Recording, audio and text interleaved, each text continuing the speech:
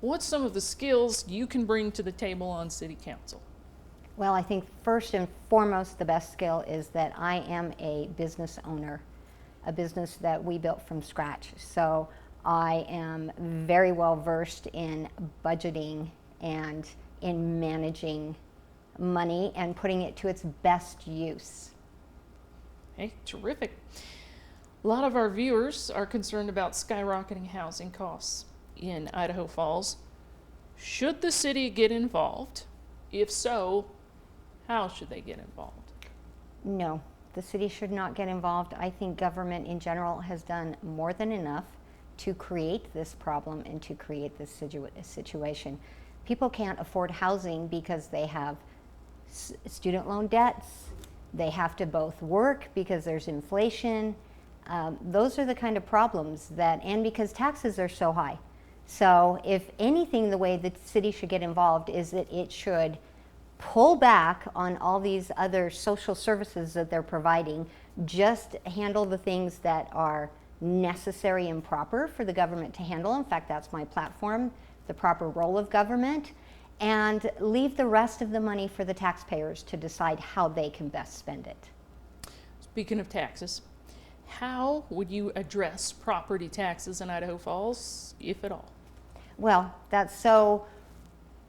of course, if there's going to be a major change on property taxes, it's going to be done through the legislature. But the property taxes are really driven by the city's budget and the city's needs. So the more services it provides, the higher our property taxes are going to go.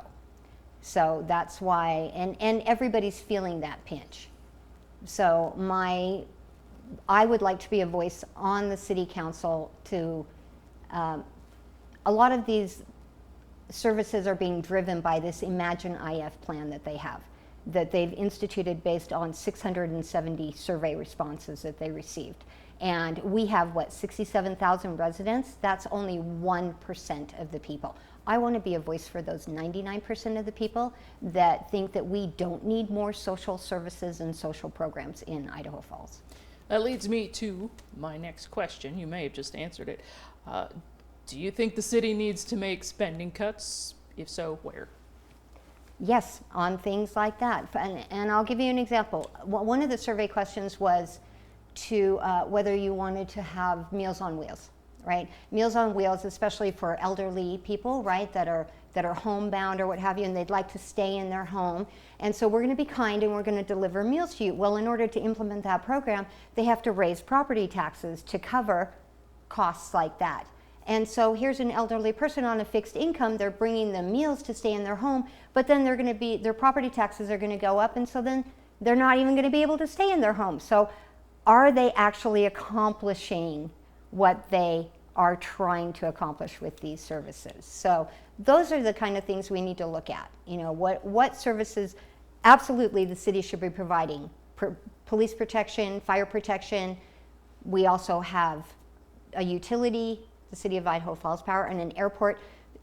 We need to be providing sewer, infrastructure, things like that. But some of these other programs that they're implementing too, the feel-good programs, those need to be reevaluated.